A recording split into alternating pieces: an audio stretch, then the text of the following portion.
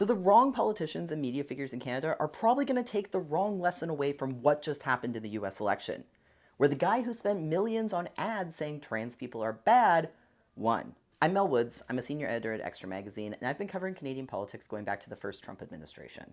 And in that time, I've watched Canadian conservatives try to pull from Trump's far-right populist playbook to varying degrees of success. For every Maxime Bernier and his flop People's Party, we have a Pierre Poilievre rising federally and seemingly inevitably set for a majority government in the coming year. And provincially, premiers like Alberta's Danielle Smith and Ontario's Doug Ford have certainly pulled some tactics from the big orange man. Canadians love to look south of the border at our much bigger and much louder neighbours and emulate them. We watch their TV shows and listen to their music and follow their celebrities.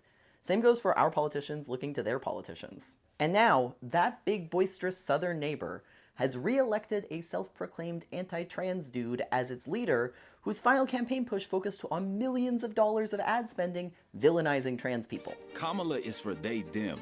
President Trump is for you. And let's be clear, I don't think Trump won because of his anti-trans messaging. There are many reasons Trump won that will be unpacked in coming weeks and months and years, chief among them a gross mix of misogyny, racism, and an absolute fumbling of the bag by the Democrats when it comes to appealing to the working class. But that's not the only thing Canada's conservatives, who've already shared their glowing congrats to Trump, will take away from this campaign.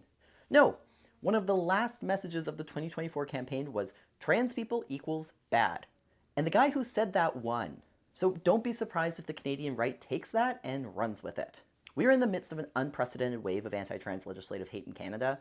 Alberta just tabled the country's worst anti-trans policies yet. Saskatchewan is talking about banning trans people from change rooms, and the presumptive next prime minister has already made a fuss about puberty blockers and trans women in women's prisons. So many of these policies have their roots in anti-trans sentiments in the US and the UK. They've grown out of a Christian nationalist lobbying and messaging with a lot of its roots in the first Trump presidency. A second Trump presidency, particularly one won on the back of explicitly anti-trans messaging, forecasts that for Canadians, there's probably even more to come.